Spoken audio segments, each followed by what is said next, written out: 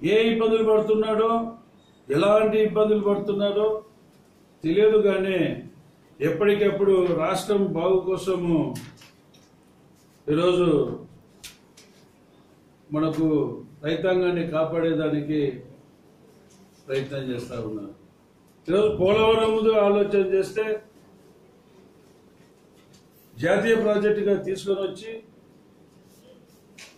అది సకాలంలో పూర్తి చేయాలని కొన్ని వేల కోట్లు కూడా మొన్ననే 1900 చిల్లర కోట్లు కూడా చెక్ ద్వారా సీఎం గారికి ఇవ్వడం జరిగింది. మరి పోలవరం కడుతున్నప్పుడు పోలవరం రైట్ బ్రాంచ్ కెనాల్ కింద చాలా మంది రైతులు కోర్టుకు వెళ్ళారు. కోర్టుకు వెళ్తే వాళ్ళు అడిగినటువంటి కాంపెన్సేషన్ రైతులకు ఇచ్చి వాళ్ళను మెప్పించి కోర్టులో కేసులు లేకుండా దాదాపు 700 కోట్ల రూపాయలు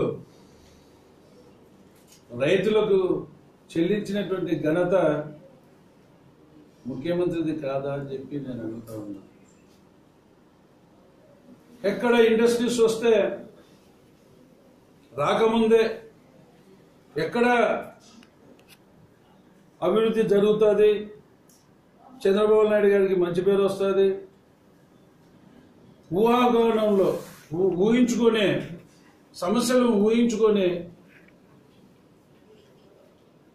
ప్రజలను రెచ్చగొట్టి అక్కడ ఈ ఇండస్ట్రీ వస్తే పొల్యూషన్ వలన మీ ఆరోగ్యాలు చెడిపోతాయని చెప్పి ప్రతి ఇండస్ట్రీ చోటికి వెళ్ళి రైతులను రెచ్చగొట్టేటువంటి విధానము చాలా దారుణంగా ఉంది.